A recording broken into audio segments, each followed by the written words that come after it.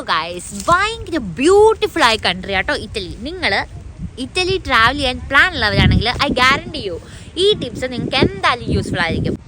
Tip number 1, നമ്മൾ പലവരും പല ടൈപ്പ് ഓഫ് ട്രാവലിംഗ് ഇഷ്ടമുള്ളവരായിരിക്കും. ചിലവർ ഭയങ്കര സ്പോണ്ടേനിയസ് ആയിട്ട് ഒരു സ്ഥലത്ത് ഇറങ്ങുന്നു, അവിടെ പോകുന്നു, ഇവിടെ പോകുന്നു.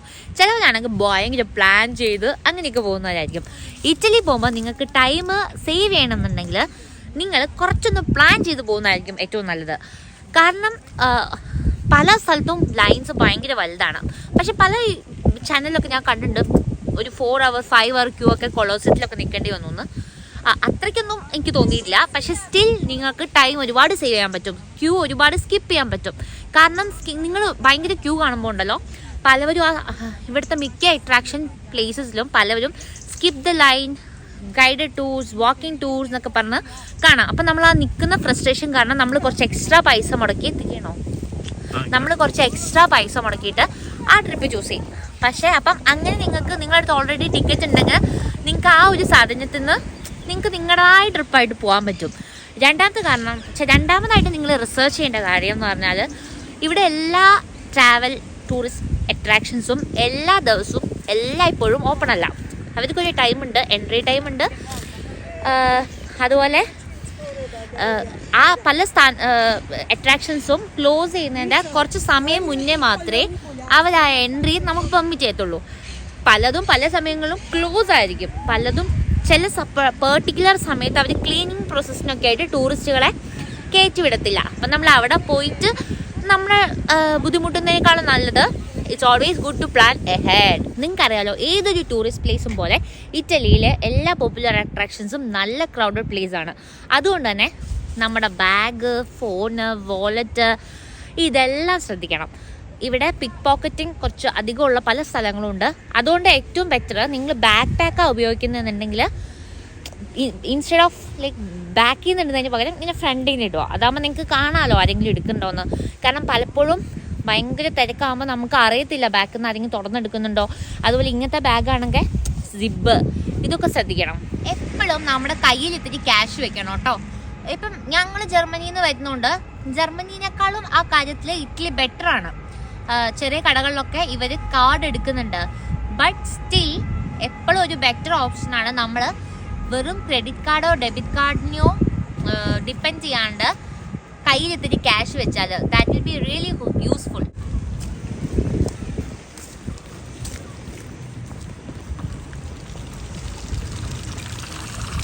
ഇറ്റലിയിൽ ട്രാവൽ ചെയ്യുമ്പം നിങ്ങൾ എപ്പോഴും ഒരു എംറ്റി ബോട്ടിൽ എടുക്കണം, നല്ലതായിരിക്കും. ഇവിടുത്തെ പബ്ലിക് ഇങ്ങനത്തെ പൈപ്പ്സ് എന്ന് വരുന്ന വാട്ടർ നമുക്ക് സേഫാണ് കുടിക്കാൻ വേണ്ടിയിട്ട്.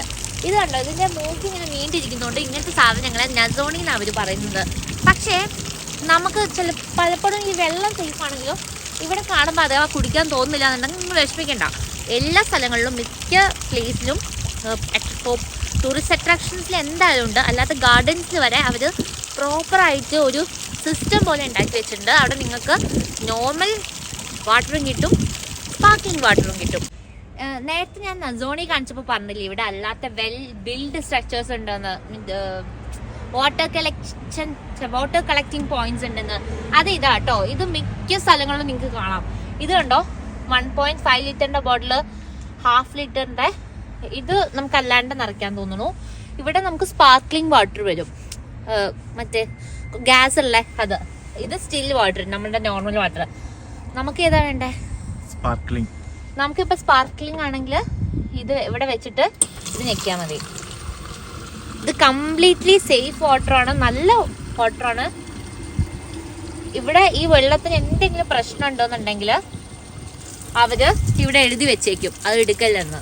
നിങ്ങൾ ജർമ്മനിയിൽ നിന്നൊക്കെ വരുന്നവരാണെങ്കിൽ നമുക്ക് ജർമ്മനിയിൽ കുറച്ചും കൂടി സിറ്റി വൈഫൈ, അതുപോലെ മിക്ക ബസ് സ്റ്റോപ്സിലും റെയിൽവേ സ്റ്റേഷനുകളിലും മിക്ക പബ്ലിക് പ്ലേസസിലൊക്കെ നമുക്ക് വൈഫൈ എക്സസിബിൾ ആണ്. അതുപോലെ നമ്മുടെ നാട്ടിൽ നിന്ന് കേട്ടിട്ടുണ്ട് യൂറോപ്പിൽ പല സ്ഥലത്തും you don't need data, like you can use wifi. പക്ഷേ ഇറ്റലിയിൽ അത് വളരെ കുറവാട്ടോ.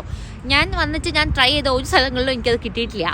സോ എപ്പോഴും നിങ്ങൾക്ക് വേണ്ട അത്രയും ഡാറ്റയൊക്കെ റീചാർജ് ചെയ്ത് വരണം. Don't depend the city wifi thing. പിന്നെ നമ്മൾ റിയലി ശ്രദ്ധിക്കേണ്ട കാര്യം, ഇത് ഇറ്റലിയിൽ മാത്രമല്ല, നിങ്ങൾ യൂറോപ്പിൽ എവിടെ ട്രാവൽ പോവുകയാണെങ്കിലും എപ്പോഴും നല്ല കംഫർട്ടായിട്ടുള്ള ഷൂസ്, അതായത് നമ്മൾ fashion like comfort over fashion choose ചെയ്യണം. കാരണം ഒരുപാട് നടക്കാനുണ്ടാവും കേട്ടോ. കുറച്ച് കഴിയുമ്പോൾ നമുക്ക് ശരിക്കും മടുക്കും. അത് കാരണം എപ്പോഴും ഷൂസൊക്കെ ഇടുക. ഈ ഹൈ ഹീൽസ്, ഭയങ്കര ഫാഷൻ, ഈ സ്റ്റഫുകളൊക്കെ നിങ്ങൾക്ക് ഉപയോഗിക്കാം. നിങ്ങൾ നിങ്ങളുടെ പ്രൈവറ്റ് വണ്ടിയിലാണ് പോകുന്നത്, അധികം നിങ്ങൾക്ക് നടക്കണ്ടെന്നൊക്കെ ഉണ്ടെങ്കിൽ. പക്ഷെ മിക്ക പ്ലേസിലും നിങ്ങൾക്ക് ഒരുപാട് കയറ്റം കയറാനുണ്ടാവും, ഇറങ്ങാനുണ്ടാവും, സ്റ്റെപ്സ് ഉണ്ടാവും, എല്ലാം ഉണ്ടാവും. So shoes, comfort shoes is A must. Public transportation എന്താ പറയുക, വെൽ കണക്റ്റഡ് ആണ്. നിങ്ങൾക്ക് ഓൾമോസ്റ്റ് എല്ലാ പ്ലേസസിലോട്ടും ട്രാം, മെട്രോ, ട്രെയിൻസ് ഇതൊക്കെ എടുക്കാം. ബസ്സസ് നിങ്ങൾ മിക്ക സ്ഥലത്തും 24 hour പാസ്, പിന്നെ 1.5 മണിക്കൂറിൻ്റെ പാസ്, അങ്ങനെയൊക്കെ ഉണ്ട്. അത് കാരണം ഇവിടെ വന്നിട്ട് ഊബർ അങ്ങനത്തെ സംഭവങ്ങളെ, പ്രൈവറ്റ് ക്യാബ്സ് ഇതൊന്നും ആശ്രയിക്കാതെ മാക്സിമം പബ്ലിക് ട്രാൻസ്പോർട്ടേഷൻ യൂസ് ചെയ്യുക. പിന്നെ പബ്ലിക് ട്രാൻസ്പോർട്ടേഷൻ യൂസ് ചെയ്യുമ്പം ശ്രദ്ധിക്കേണ്ട പ്രധാന കാര്യം, നിങ്ങൾ ടിക്കറ്റ് എടുത്താൽ നിങ്ങൾ ആ ടിക്കറ്റ് എടുത്തു, നിങ്ങൾ പൈസ അടച്ചോ നിങ്ങൾക്കറിയാം. പക്ഷേ ആ ടിക്കറ്റ് നിങ്ങൾ ആക്ടിവേറ്റ് ചെയ്യണം. അതിന് ഫോണിലാണ് എടുക്കുന്നതെന്നുണ്ടെങ്കിൽ നിങ്ങൾക്ക് കയ്യിൽ തന്നെ ആക്ടിവേറ്റ് ചെയ്യാം. അല്ലാന്നുണ്ടെങ്കിൽ ആക്ടിവേറ്റ് ചെയ്യാനുള്ള മെഷീൻസ് എല്ലാ മെട്രോ സ്റ്റേഷനിലും ബസ് സ്റ്റേഷനിലും ട്രെയിൻ സ്റ്റേഷനിലും എല്ലായിടത്തും കാണും. അവിടെ ഒന്ന് ആക്ടിവേറ്റ് ചെയ്യണം. അല്ലാന്നുണ്ടെങ്കിൽ ഇറ്റാലിയൻസ് ഇവിടെ അത് വാലിഡായിട്ട് അവർ കാണത്തില്ല, നിങ്ങൾക്ക് ഫൈൻ വരും. ഞങ്ങൾ എടുത്തിട്ട് ഞങ്ങൾ ആക്ടിവേറ്റ് ചെയ്യാൻ മറന്നുപോയി. പക്ഷെ ഞങ്ങളുടെ തൊട്ട് മുന്നിലുള്ള ഒരു ചൈനീസ് കപ്പിൾ, അവർക്ക് ഫൈൻ കിട്ടി. ഒരാൾക്ക് 50 euro ആണ് ഫൈൻ. ടിക്കറ്റിന് €1 50 എന്തോ ഉള്ളൂ. അത് കണ്ട് ഞങ്ങൾ പെട്ടെന്ന് ആക്ടിവേറ്റ് ചെയ്തു. ഞങ്ങൾ ഭാഗ്യത്തിന് ഫോണിലായിരുന്നു കൊടുത്തത്, അതുകൊണ്ട് ആക്ടിവേറ്റ് ചെയ്യാൻ എളുപ്പമാണ്. അപ്പോൾ നല്ലത് നിങ്ങൾ ഫോണിലെടുക്കുക. കാരണം അല്ലാത്ത കാർഡാണെങ്കിൽ നിങ്ങൾ കൊണ്ടുപോയി ആക്ടിവേറ്റ് ചെയ്യണം. ഇതാകുമ്പോൾ ഒരു ബട്ടൺ ഞെക്കിയാൽ മതി, ആക്ടിവേറ്റ് എന്ന് പറഞ്ഞിട്ട്. അപ്പോൾ ആക്ടിവേറ്റ്. നിങ്ങൾ ജർമ്മനിയിൽ നിന്നൊക്കെ വരുന്ന ടൂറിസ്റ്റുകളാണെങ്കിൽ നിങ്ങൾക്ക് ഇവിടെ കാണാൻ പറ്റുന്ന ഏറ്റവും വലിയൊരു ഡിഫറൻസ് എന്ന് പറഞ്ഞാൽ, ഇറ്റാലിയൻസ് കുറച്ചുകൂടി അഫെക്ഷനേറ്റ് ആണ്. അപ്പോൾ അവർ കുറച്ചുകൂടി നമ്മളെ ഹെൽപ്പ് ചെയ്യാൻ നോക്കും. അത്ര റൂഡല്ല. അവർ ഫോറിനേഴ്സിനെയൊക്കെ കുറച്ച് വെൽക്കം ചെയ്യുന്നവരാണ്, ടൂറിസ്റ്റുകളെയൊക്കെ. അപ്പം നിങ്ങൾ കുറച്ച് ബേസിക് ഇറ്റാലിയൻ വേർഡ്സ് ഒക്കെ പഠിച്ച് അവരോടൊന്ന് എന്തെങ്കിലും ഹെൽപ്പ് ചോദിക്കുമ്പോൾ ഇടയ്ക്ക് ആക്കുന്നെടുത്ത് ഉപയോഗിക്കുക എന്നുണ്ടെങ്കിൽ അവർ കുറച്ചും കൂടി ഭയങ്കര സന്തോഷത്തിൽ നമ്മളെ ഹെൽപ്പ് ചെയ്യും. ഇതില്ലെങ്കിലും അവർ ഹെൽപ്പ് ചെയ്യും. പക്ഷേ എനിക്ക് തോന്നുന്നു എന്താ പറയുക, അത് അവരുടെ കൾച്ചറിനെയും കൂടി നമ്മൾ റെസ്പെക്ട് ചെയ്യുന്ന ഒരു ഇതാണല്ലോ. So it will be nice. നമ്മൾ കുറച്ചൊക്കെ ഒരു ബേസിക് കാര്യങ്ങൾ, ഒരു ഹലോ, ഹായ്, ബൈ, ഇങ്ങനത്തെ കാര്യങ്ങളെങ്കിലും, excuse me, sorry, thank you, ഇതൊക്കെ പഠിച്ചു പോയാൽ മതി. പക്ഷേ ഇറ്റാലിയൻസ് പൊതുവെ അവർ കുറച്ചും കൂടി ഇംഗ്ലീഷ് അറിയുന്നവരാട്ടോ. കാരണം എനിക്ക് ജർമ്മനിയിൽ നിന്ന് കമ്പയർ ചെയ്യുമ്പോൾ തോന്നിയത് ഇവർ കുറച്ചുകൂടി ഇംഗ്ലീഷ് സംസാരിക്കും. കുറച്ച് കുറവ് ഈ വത്തിക്കാൻ ഏരിയയിലൊക്കെ കുറച്ച് കുറവാണ്. പക്ഷെ പൊതുവെ മിലാൻ അങ്ങനെ ഫേമസ് സിറ്റികൾ, റോമിലൊക്കെ ഇംഗ്ലീഷ് നന്നായിട്ട് സംസാരിക്കുന്നവരാണ്.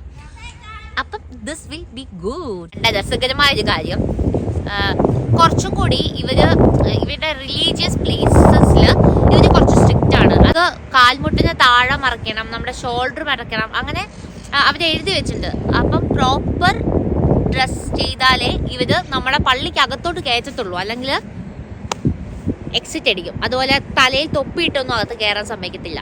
ഈ തലയിലെ തൊപ്പിയുടെ കാര്യം വത്തിക്കാൻ പള്ളിയിൽ മാത്രമേ ഞങ്ങൾ കണ്ടിട്ടുള്ളൂ കേട്ടോ. പക്ഷെ അല്ലാത്ത പള്ളികളിലും ഈ ഡ്രസ്സിങ് എഴുതി വെച്ചിട്ടുണ്ട്.